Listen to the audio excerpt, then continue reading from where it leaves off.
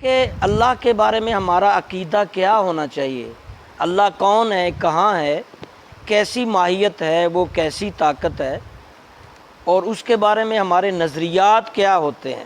یہ چیزیں بہت اہم ہیں۔ اکثر دماغ میں وسوسات میں اکثر لوگوں کے یہ باتیں آتی ہیں کہ آخر اللہ کہاں ہوگا، کیسا ہوگا، اور کیا اللہ کو کسی نے بنایا ہے، کب سے ہے، اس کی پاور کیا ہے، اس کی بنیاد کیا ہے، اختتام کیا، بہت ساری چیزیں ہیں دماغ میں گھومتی ہیں۔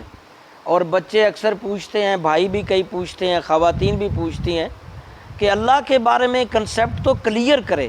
سب سے پہلے توحید باری تعالیٰ ہے کہ آپ کا ذہن، ہمارا ذہن اللہ کے بارے میں مضبوط ہو، کہ ہم اللہ کے بارے میں جو کنسیپٹ رکھتے ہیں وہ مضبوط تر ہو۔ کم از کم ہمارے دماغ کے آئینے میں باقی جو دنیا میں خدا مانے جاتے ہیں تو 13 کروڑ کے لگ بھگ ہیں، اس سے ہمارا خدا ممتاز اور صحیح خدا کیوں ہے، یہ بھی تو سوال آتے ہیں۔ اور بہت کچھ جو دماغ میں آئے گا، میں آج مختصراً 5-7 منٹ میں اس کا خلاصہ بیان کر دیتا ہوں۔ نمبر 1، اللہ ایک ہے، یہ ذہن میں رکھیے گا، کبھی دو نہیں ہو سکتے۔ دو جس چیز کے مالک ہوں گے، کسی سلطنت کے 2 بادشاہ ہوں گے، وہ ٹکرا جائے گی، وہ لڑائیاں ہی رہیں گی۔ اللہ ایک ہے، کسی طرح سے بھی اس کا کوئی شریک نہیں، نہ ذات میں، نہ صفات میں، نہ افعال میں۔ یعنی اس کی ذات ہے وہ بھی ایک ہی ہے، اس کی طرح کی کوئی افعال جو اس کے کام ہے ویسا کوئی اور کام نہیں کر سکتا۔ اور اسی طرح صفتیں بھی اس کی اسی طرح۔ دوسرا نقطہ ذہن میں رکھے، اللہ تعالیٰ کو کسی کی کوئی پرواہ نہیں، اللہ بے پرواہ ہے، وہ کسی کا محتاج نہیں۔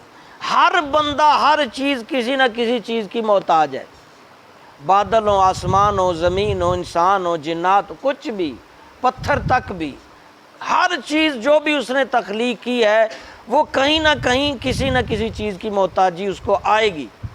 لیکن اللہ واحد لا شریک ایسا ہے، کسی کی محتاجی، وہ لاپرواہ ہے، کسی کی پرواہ نہیں، کسی کی محتاجی نہیں۔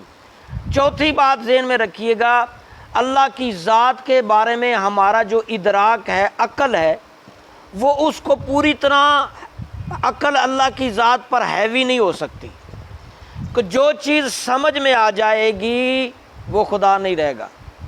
مثال کے طور پر مسجد کے بارے میں آپ نے پورا سمجھ لیا، اتنی لمبی، اتنی چوڑی، کسی کی چیز کے بارے میں کہاں، کب بنی، کتنی، کیا ہے۔ اللہ کے بارے میں آپ کے ذہن میں اگر یہ کنسیپٹ آ گیا کہ اللہ اتنا ہے، اتنا لمبا ہے، اتنی ماہیت ہے، یہ اللہ کا جو ادراک ذہن میں اگر چھا گیا، ذہن پھر تمہارا بڑا ہو گیا، اللہ چھوٹا ہو گیا۔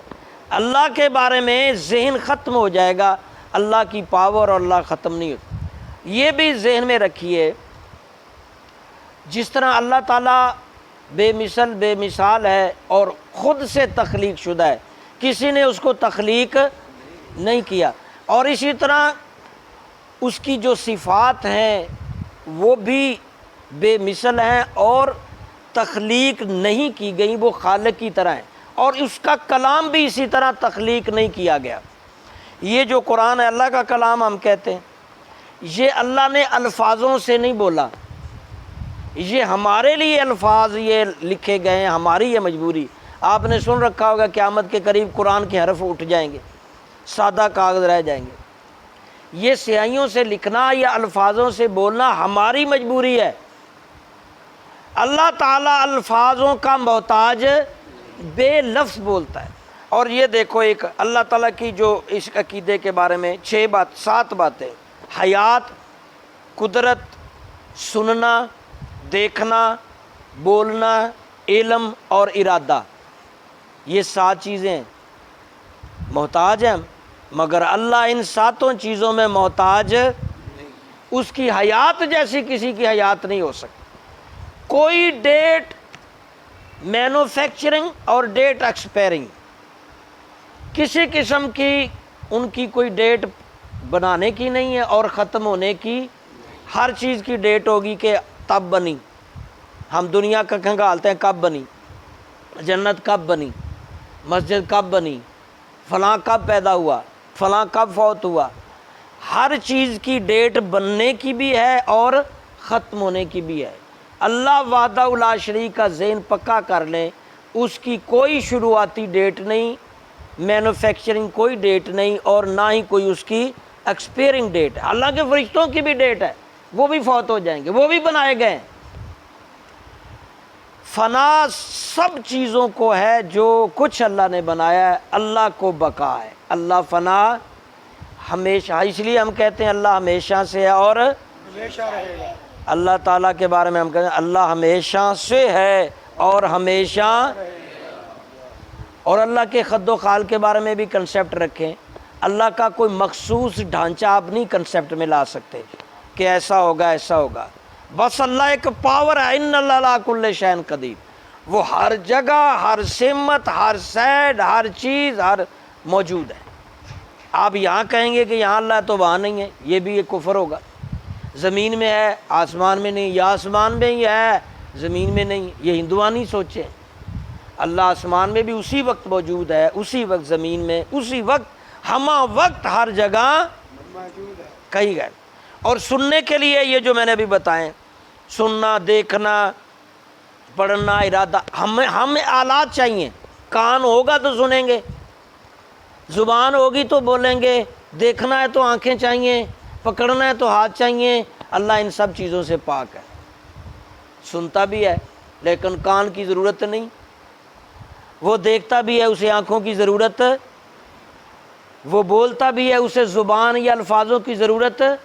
بندے کو کبھی غائبانہ طریقے سے بولا جاتا ہے، یا اللہ بولتا ہے، یا جمعراج کی رات حضور سے بولے، یا موسیٰ علیہ السلام سے اللہ بولے، تو وہ بندے کو سمجھانے کے لیے الفاظوں کو سہارا دیا گیا، ورنہ اللہ تعالیٰ کی گفتگو الفاظوں سے بھی پاک ہے۔ کیونکہ الفاظ جب ہوں گے تو زبان بھی ہوگی، اجسام میں آ جائے گا، الفاظ بھی ایک جسم رکھتے ہیں نا۔ اللہ تعالیٰ ہر سننا، دیکھنا، آلات جو ہمیں ضرورت ہے، چھونا، میس کرنا، دیکھنا، اللہ تعالیٰ یہ سب چیزیں لامحدود رکھتا ہے، لیکن یہ آلات کی ضرورت ہم ایک محدود لمٹ تک دیکھ سکتے ہیں، اللہ تعالیٰ لامحدود تک دیکھ سکتا ہے۔ اسی طرح ہمارے پاس جو چیز ہوتی ہے کہ علم، اس کے پاس اتنا، اس کے پاس اتنا، میرے پاس اتنا ہوتا ہے نا، اس کے پاس زیادہ ہے تھوڑا ہے۔ اللہ تعالیٰ کا علم اتنا زیادہ ہے کہ ہماری سوچ ختم ہو جائے گی، اس کا علم ختم نہیں ہونے۔ اس میں سے تو ہمیں اس نے عطا کیا اپنے علم میں سے، اس کی تو اللہ تبارک و تعالیٰ ہی کا تو سب کچھ ہے۔ اور دوسرا، جیسے وہ غیب دیکھ رہا ہے ایسے ہی ظاہری طور پر دیکھ رہا ہے۔ ہمیں غیب دیکھنے کے لیے اور نیریٹو چاہیے، ظاہری دیکھ، اللہ ہمہ وقت غیب بھی اسی طرح دیکھ رہا ہے اور ظاہر بھی اسی طرح دیکھ رہا ہے۔ اگلی بات میں نے کہا تھا تھوڑے سے بس لفظ جو ضروری ہیں وہ بتا دوں گا۔ جو ہم کہتے ہیں نا یہ قسمت میں لکھا تھا، جسے قضا قدر کہتے ہیں، ویسے میں اس پہ علیحدہ بیان کروں گا، وہ زیادہ بہتر ہے، اس کو رہنے دے ابھی۔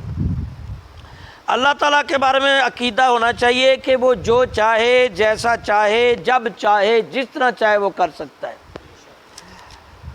کوئی اس پہ دستخط نہیں رکھتا، کوئی اس کو روک نہیں سکتا۔ بہت سارے کنسیپٹ، غوث پاک نے انج کہتا، نبی پاک نے انج کہتا، اللہ کے آگے کوئی نہیں کھڑا ہو سکتا۔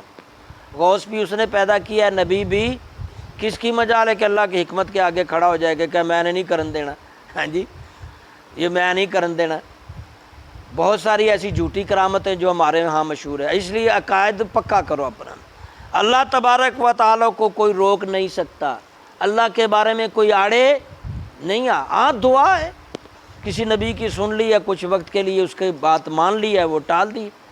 وہ موسیٰ علیہ السلام کے بارے میں بھی وہ اللہ تعالیٰ نے کہا تھا کہ یہ خون انسان کا لے کے آؤ یا گوشت کا، تو ایک درویش آدمی نے دیا، کسی نے نہ دیا، تو اللہ نے فرمایا کہ پتہ ہے یہ اس کی بات، یہ میری بات کیوں نہیں ٹال رہا، اس نے میری بات کبھی نہیں ٹالی۔